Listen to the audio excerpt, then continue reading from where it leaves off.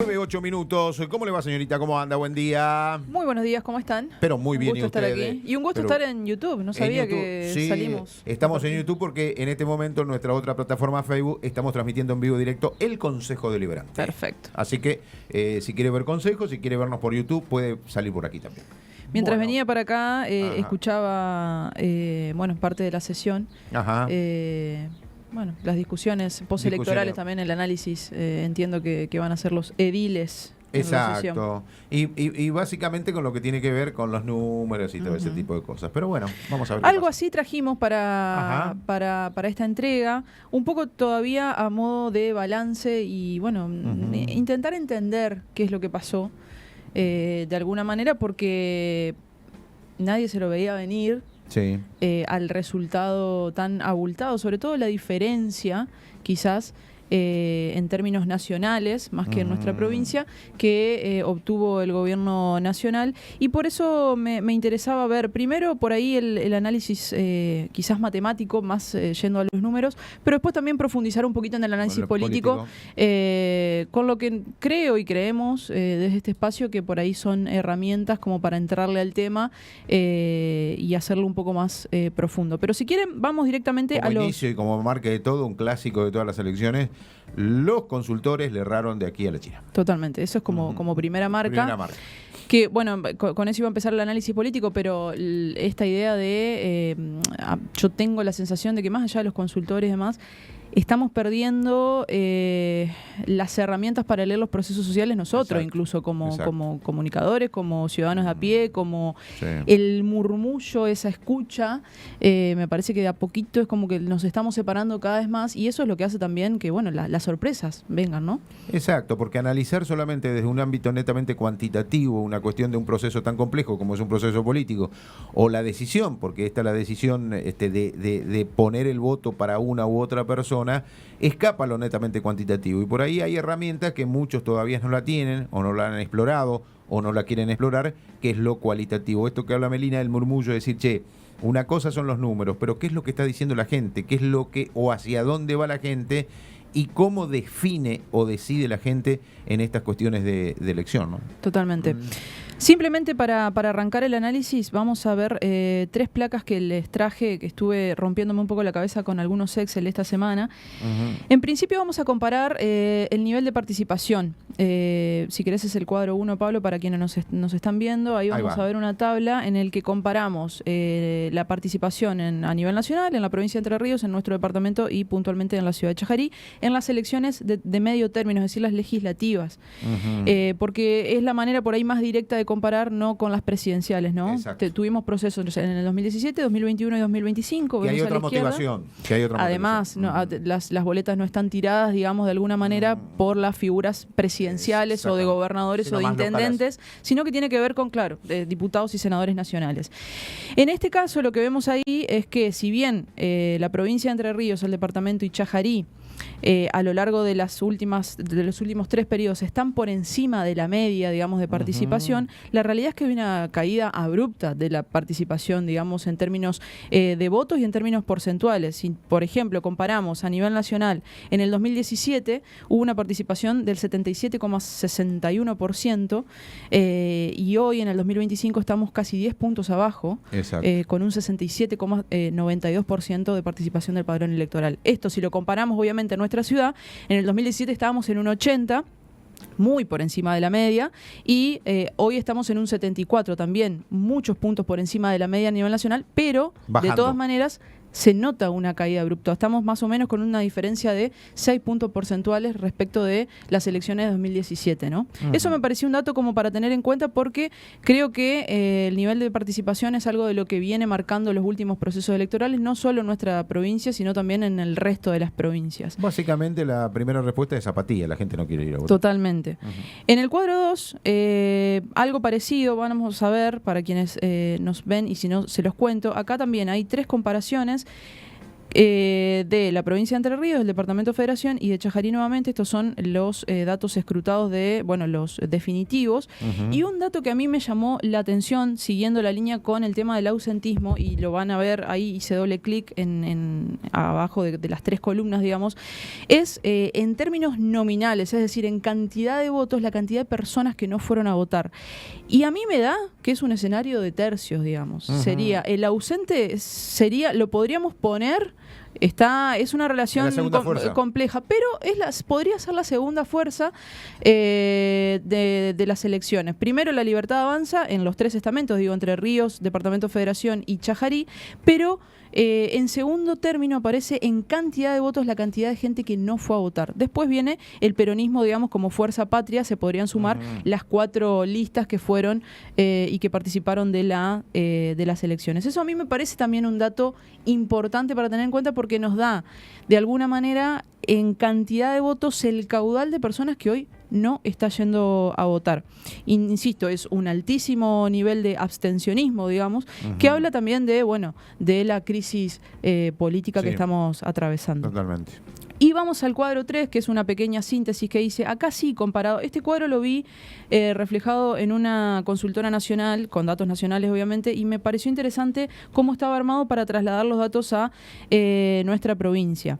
Acá sí compara generales de 2023 con generales de 2025, porque fue la primera vez, digamos, sobre todo en la provincia, que nosotros tuvimos a La Libertad Avanza como fuerza, digamos, que pudimos votar a un diputado nacional como partido, digamos. Antes venía la propuesta de Espert en las presidenciales, venía también la de Centurión, que de hecho tuvo un bastante caudal de voto también acá en la ciudad y en la provincia, pero fue la primera vez que se eligió un diputado nacional por La Libertad Avanza. Entonces, por eso comparamos las generales 2023 con las generales 2025.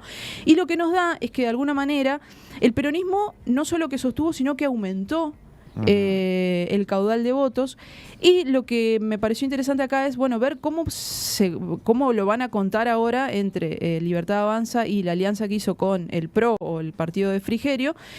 Porque si nosotros hacemos el análisis y decimos que si en este año deberíamos sumar el caudal de ambas fuerzas, nos debería dar que, tendrían que haber sacado cerca de 400.000 votos.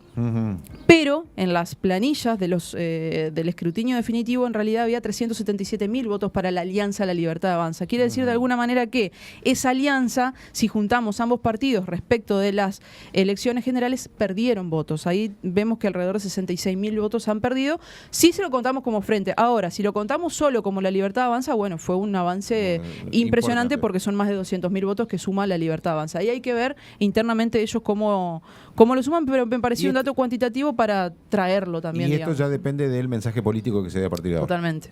Después, los blancos han descendido en cantidad, siempre comparando generales del 23 con generales del 25. Los ausentes han aumentado muchísimo, es lo que veníamos hablando. Tenemos la cantidad de electores habilitados en el padrón y la asistencia, que también ahí tenemos la diferencia porcentual negativa, obviamente, casi de 8 puntos respecto de ambas elecciones. Ahora, si quieren, sobre estos datos, vamos un poquito más a la discusión o al análisis más político, para ver el tema de, qué es lo que ocurrió. Yo creo que, no sé cómo la ves vos, pero para mí hay un fenómeno multicausal, diría. No podemos hacer foco solamente en una cuestión. Me parece que, como decíamos recién, el tema de la escucha fallaron no solo los encuestadores, pero también falló la dirigencia política, fallamos como ciudadanos en esto de cómo estamos alertando ciertos murmullos que están, porque el malestar se presiente. Exacto. Pero quizás no se traducía en lo que todos esperaban. Ahí también aparece el factor de, las elecciones desdobladas de la provincia de Buenos Aires, y esta idea de que también despertó la idea del antiperonismo, que yo también lo pongo un poco en duda, porque el antiperonismo no digamos, es parte del porcentaje histórico, si se quiere, ¿no? Es más, es el voto duro, como también fue el voto duro del peronismo si comparamos con los números, por ejemplo, de los balotajes, que se supone cuando la gente más acude a votar porque hay, digamos, se polariza tanto la elección que, bueno, hay solamente dos opciones. Ayer empezó a aparecer un concepto de varios, es decir, uno escucha todo, ¿no? Pero la referencia que estoy tomando son de 2 o 3 tipos que uno los cree más coherentes, al menos esto es muy subjetivo, digamos, pero uno escucha consultores y escucha chantas y escucha de todos lados, pero de los 2 o 3 que uno puede rescatar, digamos, y que tienen cierta, primero experiencia en el campo social, es el tema de, presumiblemente, lógicamente esto a medida que pasa el tiempo se van a hacer más estudios, del miedo que provocó el tema de los mensajes desde Estados Unidos con respecto a, si no gana este fulano, explota todo. Entonces la gente ante esta cuestión podría, insisto, digo podría, porque esto son fenómenos sociales que no tienen contundencia empírica como para decir, tengo esto, 2 más 2 es 4, podría haber operado en la cabeza de la gente decir, estoy mal, pero voy a votar para estar peor, el dólar se vaya, que mañana no pueda pagar el crédito, que me siga en desmedro de mis ingresos y demás, vamos a seguir por esta línea y vamos a ver qué pasa. Fue una de las cuestiones que se tratan de, más que experimentar, explorar para saber realmente o tratar de entender por qué la gente votó como votó. Sí, a esa idea... Es decir, porque nadie cree, es decir, en términos reales y no tan convencionales, es que ante la situación económica que se palpa en la calle, se podría ratificar una política económica en donde se olvidaron de los jubilados, de los discapacitados, del Garragan, de todo. Es decir, es una cuestión de dicotomía. O estamos realmente convencidos que estamos absolutamente locos para votar, o hay realmente una clave por la cual la gente dice voy a votar por esto. Sí, a ver, yo el tema el tema de estar locos, por ahí yo lo agarraría no, con digo pinza. locos entre comillas. Digo, no, sí, pero porque incluso... Un voto díscolo. Sí, pero incluso ahí también lo he escuchado y la verdad es que me parece...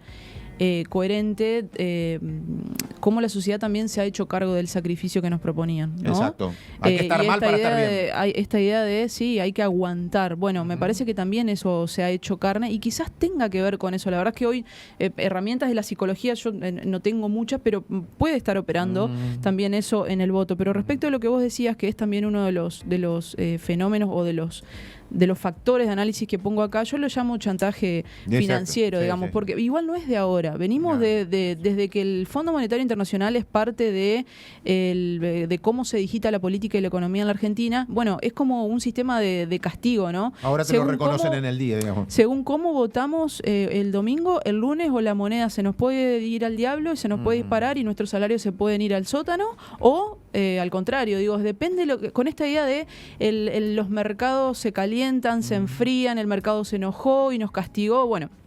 Eso para mí es un chantaje, insisto, no es de ahora. Pasó con Macri, pasó con Alberto Fernández, la devaluación que hubo entre el domingo de las elecciones y el lunes cuando se abrieron los mercados. Incluso se acordarán de Macri diciendo, bueno, le echó la culpa a la gente. Claro, esto es lo que votaron y si votan esto en las generales podemos estar peor todavía. Entonces digo, bueno, ¿hasta qué punto estamos yendo a votar amenazados por un mercado que parece una entelequia?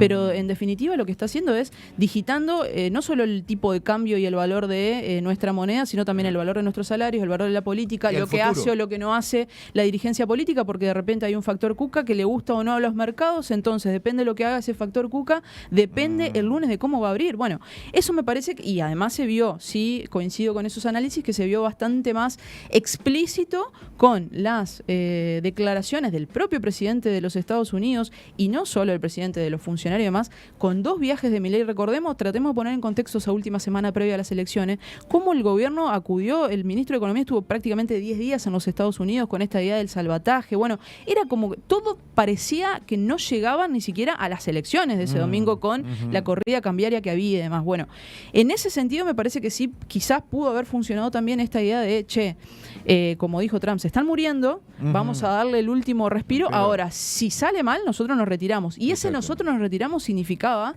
justamente que sí, que nuestra moneda se deteriore aún más, que el dólar suba, que quizás haya corrida cambiaria, quizás bancaria, que es peor aún. Bueno, me parece que puede ser un factor, insisto, no solo el único factor miedo, porque lo que yo tiendo a pensar es que cuando homogeneizamos todo en un solo factor, tiramos claro. a la comodidad, ¿no? De pensar, Claro, bueno, sí, fue sí, por esto. fue por Y esto. no solo nosotros, quizás por ahí lo que más importa es cómo lo toma o cómo reacciona la dirigencia política. Y yo la verdad que espero que la dirigencia política no quede cómoda con la explicación de, bueno, fue por el antiperonismo o fue por el factor miedo de Trump, sino que podamos analizar de alguna manera muchos factores sobre la mesa y que para ayudarnos de nuevo a entender el proceso de lo que ocurrió. Por otro lado, creo que la oposición no hizo campaña. Digo, el peronismo, la única... Yo no sé si lo dijimos acá, pero en algunas conversaciones que he tenido, incluso en otros medios también, a mí y lo puedo decir con el diario del lunes, me generaba sabor a poco saber que la propuesta de la oposición, al menos acá en la provincia de Entre Ríos, era frenar el ajuste de Milei, ¿no? Porque el sentido común me decía, bueno, pero hoy el peronismo hasta el 10 de diciembre de este año tiene mayoría absoluta tanto en la Cámara de Diputados como en la Cámara de Senadores. No se pudo con esa mayoría frenar el ajuste de Milei porque los vetos se ratificaron, pero las leyes no se pueden implementar. Digo, ¿qué más institucionalidad que esa? Ante esa situación, yo, votante, me ponía en el lugar y digo, bueno, si no me lo vas a solucionar ahora siendo mayoría, menos me lo vas a solucionar si gana Milei. Voto malo conocido. Digo, en esa idea de, bueno, aparte, insisto, si contextualizamos todo lo que ocurrió los últimos 10 días previo a las elecciones, yo intuyo que el peronismo se cruzó de brazo y dijo, bueno, vamos a dejar que estos se sigan equivocando con una idea errónea, a las claras errónea, porque no hicieron campaña, no salieron a proponer nada más que, bueno, frenemos a Milei. A Milei no se lo puede frenar, evidentemente, desde la institucionalidad.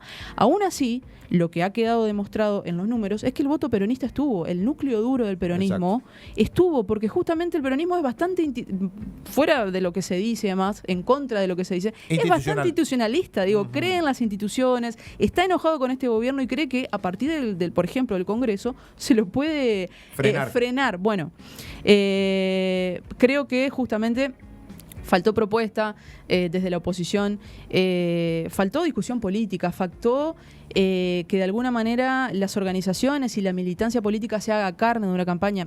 Ni hablar si nos metemos más de lleno en el territorio. Digo, cómo llegó el peronismo con 4 listas, sin la posibilidad de que haya internas en el partido para que... No, la verdad que es contrafáctico, no sabemos si iban unidos, iba a pasar lo mismo, pero bueno, al menos dar algunas discusiones que me parece que el peronismo se debe, no de ahora, de hace muchísimo tiempo atrás, y no se las está dando. Que eso también se ha visto reflejado en los números de este domingo, ¿no? La semana que viene seguramente estamos hablando, vos la escuchaste los otros días, estuvo hablando contigo, una periodista de Paraná, que es Luz Alcaín. Hablábamos ayer, nos mandábamos unos WhatsApp, pero me quedó una cosa que ella dijo en el programa que tienen ustedes en la Universidad de Entre Ríos. Todos hicieron lo mismo. Todos hicieron lo mismo. Todos fueron a la pyme, todo fue calcada. Increíble. Incluso Venegas Lynch, que, bueno, es la propuesta de ellos, digo, si es cerrar, por ejemplo, las relaciones comerciales con China, bueno, que se enteren que la provincia de Entre Ríos, uno de los principales socios económicos que tiene para la venta de pollo, por ejemplo, es China. La venta de soja, la venta, bueno, y ha estado en industrias así que tienen que ver en materia avícola y demás. Y después otro factor que no quiero dejar afuera y que yo creo que muchos no lo están contemplando hoy, sobre todo, insisto, en la política, que tiene que ver con las pantallas. Ajá. El algoritmo, la maquinaria de datos y de información que da vueltas y que permea, que moldea subjetividades y que construye opinión, digo, y opinión a la medida de lo que vemos y lo que consumimos en nuestro teléfono. No hay manera de que el algoritmo se confunda a esta altura, ¿no? Y son instrumentos que nos están haciendo de alguna manera replegarnos hacia adentro de nuestras casas y vivir los malestares, las crisis y demás de manera individual. Yo creo que eso sí es un triunfo del neoliberalismo como matriz, como proceso, como que se ha instalado muy fuertemente y pone en riesgo cada vez más la idea de las democracias como las conocemos. Un ejemplo micro, pero digo, y cómo está lo que hablábamos del murmullo y de la escucha, que tiene que ver mucho con la comunidad, incluso al principio, y esta idea de las herramientas financieras, digitales, de los teléfonos, las billeteras virtuales, por ejemplo, que nos proponen hoy, que nos dan créditos blandos y demás, como para paliar estas crisis. Digo, cuando había comunidad, cuando había organización, cuando había de alguna manera colectivización del malestar, podemos hablar de las crisis del 2000, de los 90, uno cuando no tenía un mango quizás se acercaba con el vecino a una olla popular o se iba al trueque o intentaba solucionarlo de alguna manera colectiva. Bueno, ahora lo que nos proponen estas herramientas financieras es endeudarnos de manera individual como si la culpa de que no nos alcanzara la plata es una mala administración propia de la familia, cuando en realidad es un modelo que está mal, digamos, un modelo económico que nos propone de seguir endeudándonos. De hecho, los índices que hay son de fuerte endeudamiento de las familias, ¿no? Más del 90%. Entonces, digo, me parece interesante poner sobre la mesa esto porque lo que de alguna manera nos está ocurriendo es que la política está dejando de lado la construcción de subjetividad o la construcción de comunidad o la escucha y está dándole lugar justamente al algoritmo, que sabemos que quienes están detrás de esto son grandes empresas de megamillonarios que incluso manejan más dinero que los propios PBI de los estados y que tienen más poder que los propios estados y que hoy pueden digitar la política, los modelos de economía. Digo, me parece una perspectiva interesante para entrarle. Y simplemente para terminar, yo estoy ahora bastante copada con un autor coreano que lo encontré hace un tiempo ya y no me lo debía. Se llama Byung-Chul Han. Este libro, de hecho, te lo saqué de tu biblioteca. Que bueno, el tipo habla de estos megamillonarios que digitan la política desde estas empresas, ¿no? Y el cómo influyen en las democracias. Y me pareció recontra interesante una frase que él dice en este análisis que hace sobre la crisis, justamente la digitalización y la crisis de la democracia. Y dice así: la comunicación digital provoca una reestructuración del flujo de información, lo cual tiene un efecto destructivo en el proceso democrático. La información se difunde sin pasar por el espacio público. Se produce en espacios privados y a espacios privados se envía. La red no forma una esfera pública. Los medios sociales amplían esta comunicación sin comunidad. Ningún público político puede formarse a partir de influencers y followers. Los communities digitales son una forma de comunidad reducida a mercancía. En realidad son commodities. No son capaces de acción política alguna. Me parece una clave como para poder entrarle a estas cuestiones, porque es una de las herramientas que me parece que más a mano tenemos, que hemos naturalizado tener y que hoy nos está construyendo la manera incluso de pensar, de votar, de dirigirnos, de consumir, de manera completamente, digamos, nosotros damos nuestros datos y eso es, como dice ahí, mercancía. Exacto. Alguien está lucrando con eso y lucrando muy bien. Entonces, a la hora de hablar de las elecciones, no solo en términos numéricos, además, sino también darle un poquito más de profundidad al análisis, me parecía interesante traerles algunos factores como para seguir pensando y abrir la conversación, porque la verdad es que desde el domingo esta parte me ha escrito muchísima gente, desde el malestar incluso de no entender. Che, me decían algunos, estuvimos el miércoles en una movilización contra el gobierno, pero porque no se implementa una ley, y si haces matemática, no te da la cantidad de gente que había en la movilización con lo que ocurrió el domingo. Bueno, a partir de entender algunos fenómenos con algunas herramientas, me parece que vamos a poder encontrarle de alguna manera, ojalá, la salida a todo este embrollo. Y se va a seguir hablando y se va a seguir analizando, tratando de encontrar esta salida. Así es. Melina, gracias. A ustedes. Nos reencontramos el próximo viernes con ¿Qué nos pasa? Apuntes de la coyuntura.